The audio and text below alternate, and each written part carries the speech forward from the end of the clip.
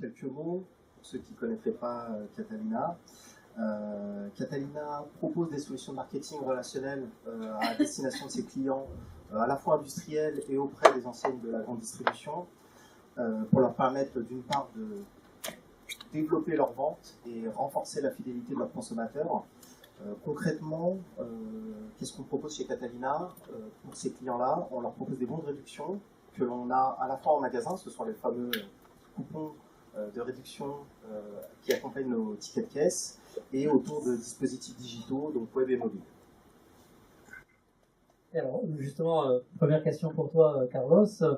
Qu'est-ce que c'était tes besoins en matière d'optimisation de l'application Coupon Network? Concrètement, sur l'application Coupon Network, je dirais qu'on voulait comprendre nos utilisateurs pour développer l'usage de nos applications mobiles.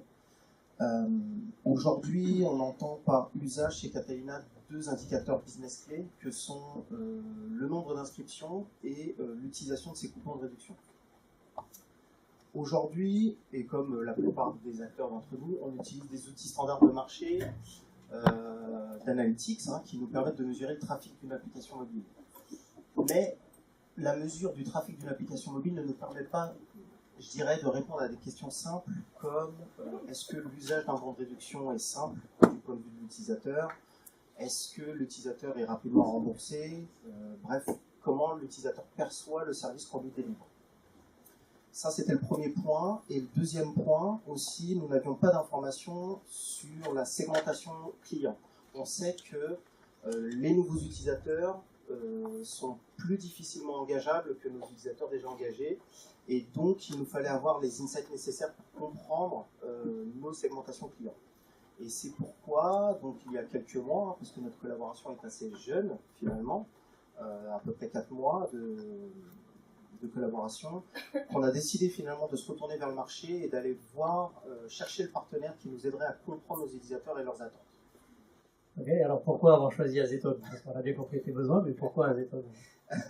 Donc effectivement, après avoir benchmarké le marché, pour nous, Azetone est le partenaire qui nous propose une solution bout en bout pour répondre à ce besoin-là.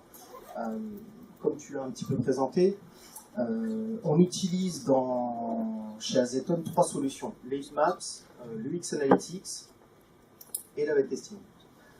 Les Heatmaps vont nous permettre de nous donner écran par écran, je dirais une picture complète de la façon dont les utilisateurs interagissent dans l'app. Ce sont les fameuses cartes de chaleur que tu présentais. Ça nous permet tout de suite d'en dégager les zones de frustration éventuelles au niveau de l'UI et de nos écrans.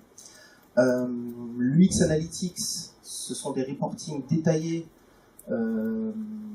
beaucoup plus visuels que les outils standards de marché, qui nous apportent énormément d'informations.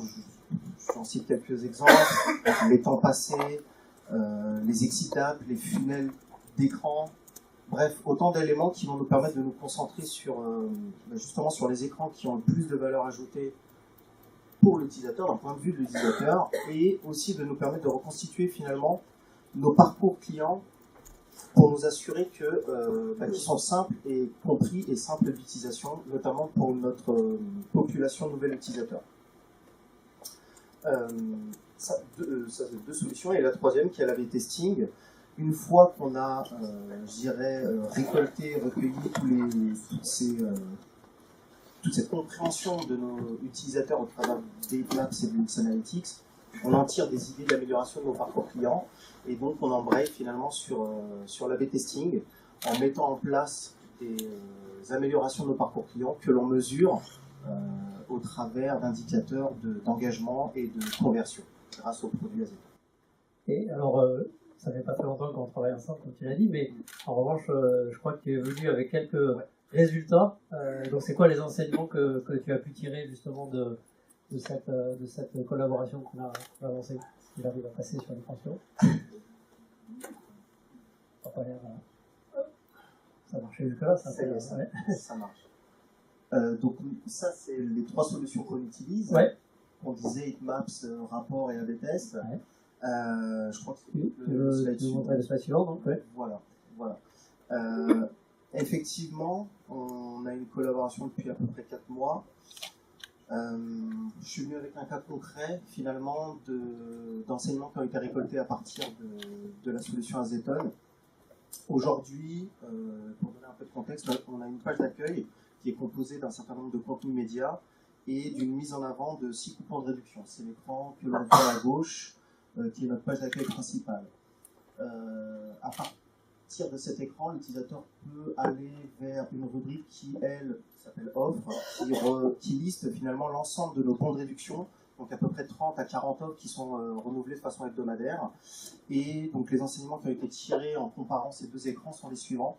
Donc la page d'accueil, elle a un fort taux de rebond de 25%, donc ce qui est assez énorme, et c'est un chiffre qui est d'autant plus fort sur la population nouvel utilisateur.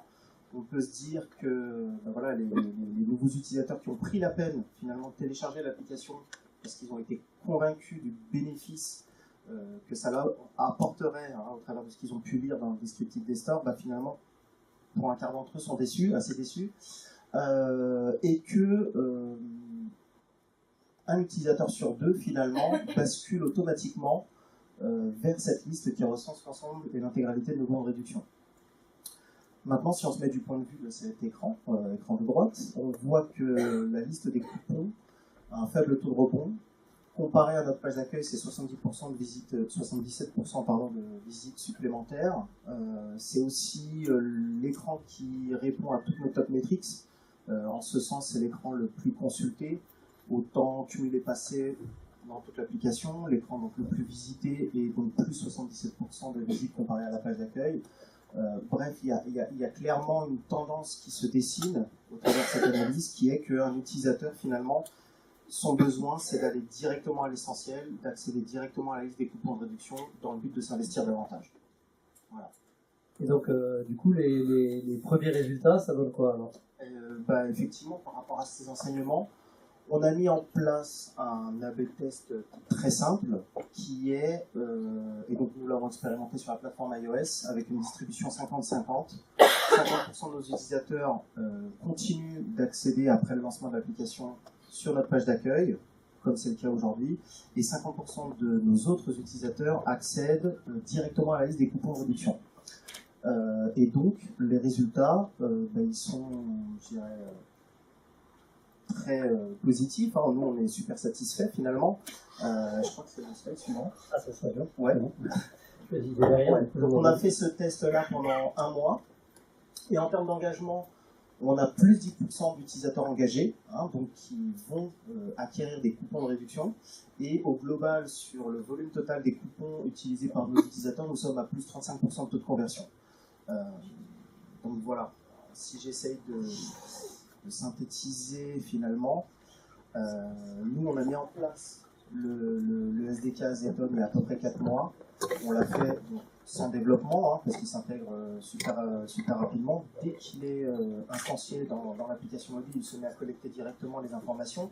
Ça nous permet de travailler directement sur la compréhension des usages et de la connaissance de nos clients et d'en tirer tout aussi rapidement des idées d'implémentation d'A/B test, dont celui-ci qui est un succès. Donc derrière, on est en préparation de release mobile pour adapter nos parcours utilisateurs selon les attentes de nos clients. Tu peux peut-être dire 2 mots sur ce que tu prévois du coup dans les mois à venir?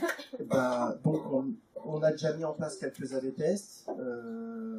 Ces A/B tests sont en partie déjà dans la roadmap de notre évolution mobile, donc 2 à 3 évolutions mobiles du X, à la fois sur nos populations déjà engagées et sur nos utilisateurs et sur notre population nouvel utilisateur.